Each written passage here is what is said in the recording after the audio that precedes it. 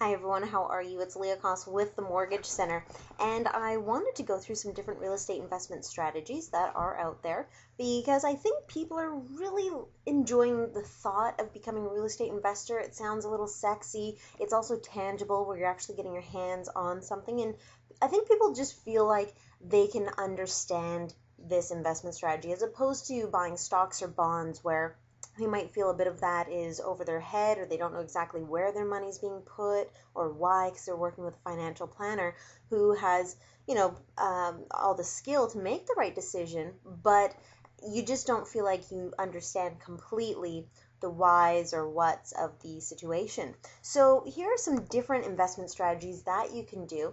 Some basic options that are active are things like the buy and hold, which is a rental property. Buy and flip, there's lease to own, vendor takebacks, construction and development, buying land and rezoning it, or buying unique properties such as previous drug labs, fixing whatever needs to be fixed on them, and then selling them at the new value. Some passive strategies are things like mix and REITs. This is where people are pooling their money together and then lending it out to people for mortgages and such. You can be a real estate investor, which is kind of like a sponsor, where you're not in fact doing the flipping, but you're sponsoring someone else to, so you're the money behind it. Or you can be a private lender, which if you do want to become a private lender, let me know. I'm always looking to add more private lenders to my list, but this is where you're essentially lending your own money to someone for their mortgage who has been turned down by the banks. So for this particular presentation, I want to focus on three main ones to really zone in on them because I think they're the most popular and at least get the most media exposure, and that is the buy and hold, the buy and flip, and lease to own. So for the buy and hold, what it is you're basically buying a property for the purpose of renting it out to a tenant, and you are collecting a monthly rent check from them. The benefits of this strategy is you do have potential for positive cash flow every single month.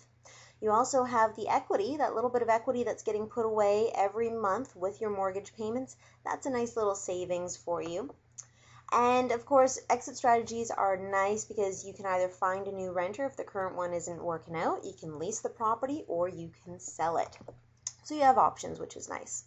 In terms of downfalls, though, depending on where the property is, you could be in a negative cash flow situation, especially in major metropolitan areas where the market value for purchasing is so high, so therefore your mortgage payments are really high, but the market rent is much lower. And this is a very common situation in Vancouver where people's mortgages are $3,600 a month, but they're only getting $2,500 a month in return for that. So that's a very negative bad cash flow situation. You also run the risk of decreases in property value, like what's happening right now, July 2010, property values are falling, so you're losing that equity you've been putting away every month.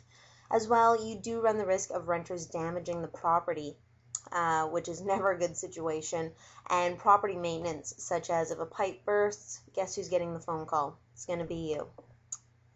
Now with buy and flip, what this is, and I'm sure you're very familiar with it because the media loves jumping on buy and flips, you're buying a home at below or market value, renovating or improving it in some way, and then reselling it ASAP. And that's the key to making the strategy work. You have to sell it as soon as possible. The longer you have it, the more money you are losing. And in my opinion, unless you have a very strong market understanding, market in terms of economic market, but also in the palettes of the demographics that are around you, what money can you spend that's going to cost you the least but give you the most return? And then as well, good timing is needed. Right now, again, July 2010, not a great time to do the buy and flip. However, I think in the fall, it'll probably be a perfect time to be doing flipping. So what are the potential benefits? Well, the whole purpose of doing buying and flipping is for quick cash flow. You're hoping to flip this property within 3 months. Anything over that and you're running the risk of going bankrupt. So you're getting quick capital gains, which is a huge benefit. And because they're quick, you can have more frequent transactions. So potentially every few months you could be taking, a few tens of thousands of dollars, which would be kind of nice. The exit strategy for this, unfortunately, is limited, and all you can do is sell. And if you are in a situation where you're having to sell without doing what you were hoping to do, chances are you're losing a lot of money in the transaction. which kind of leads me into the downfalls. It is a very high cost of entry to do this strategy. You have to not only buy and fund the house with 20% down payment now, but you are also having to pay for all those renovations, which is very costly. You have a high risk of investment, obviously, from that. You're very dependent on other people. Contractors, materials, if things like that get delayed, you lose money. And this will not work in a declining market. It's a high output of energy and time. You're going to be getting paint on your hands, and you're going to be in there doing a lot of the work yourself. And it's very difficult to qualify for a mortgage. You will very quickly become on many lenders' blacklists, because if they find out that you're paying out your mortgages every 2 or 3 months, they're not going to want to lend to you anymore.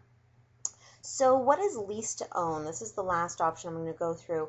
It's where you buy a home and then you lease it to a tenant for a predetermined price and a predetermined amount of time. So hopefully, if you're doing this properly, you have a pre-approved tenant buyer and you have an option agreement with a pre-agreed upon price, as I mentioned.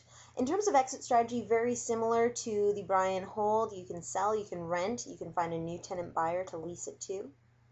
In terms of benefits, you receive instant and ongoing cash flow. This is the only one where you get instant cash flow. You're getting a down payment from the tenant buyer, again, if you're doing the strategy properly, and you're getting ongoing cash flow. Unlike with getting a rent check every month, you're getting a rent check with leasing, but you're also getting above and beyond that with lease credits. So that helps you with your cash flow. You also have, as guaranteed gets, of a pre-qualified buyer, which is going to save you on real estate agent commissions. And very low maintenance, because this is their home, and if your option agreement's drafted properly, if the pipe breaks in the middle of the night, it's their problem, not yours. You also don't have turnover or vacant suites like with rentals, because you have one person living in there. And if the tenant buyer does leave before the option agreement is up, or when the option agreement is up, you still get to keep the property, you keep their down payment, and all of those rent credits and principal that they've been paying down each month is all yours. What are some downfalls then? This sounds like a great strategy, so what are downfalls? Well, if they don't qualify at the end of the option term and they can't buy it, then that's kind of an unfortunate situation for you and them. But most importantly, the biggest downfall would be is if you have a very badly drafted option agreement. If there is a hole in it and they can walk away with no penalty, that is a horrible situation for you and not a good investment. You can also have a lot of difficulty finding a tenant buyer, because not a lot of people are aware of the lease to own options that are out there and why it's beneficial to them. So here's a quick summary. As you can see, the buy and flip has no cash flow, whereas with buy and hold, there is potential for it. And the buy and lease, you definitely have cash flow every month. Capital gains, by far and large, you're making the most with the buy and flip. But at the same time, if you look across the board with buy and flip, it's taking the most energy, the most initial investment, and it's the hardest to get your mortgage qualifying. In terms of buy and hold and buy and lease, it's all essentially the same, except energy and time is a little less with the buy and lease, and the initial investment is lower with the buy and lease as well. So hopefully that gives you a bit of a summary on those 3 strategies. If you want to get your hands dirty and actually try out one of those strategies, the first thing that I'm going to have to do is actually pre-approve you to figure out how big of a property can you potentially invest into. So for that, I need you to fill out a mortgage application, which you can do right on my website at leacost.ca. Red button on the right says apply now. Or if you want to get more clarity on these, I can recommend you to different seminars that are going on. I can also answer some initial questions for you myself. So just give me a call or give me an email. Either way, it works. Also, take a quick look on my blog. There's a lot of different videos on there that can potentially help you out. So good luck. Again, this is Leah Koss with the Mortgage Center. I'm an independent mortgage broker. And if you have any questions, give me a call. And good luck with your real estate investment strategies. I hope you do not lose your shirt.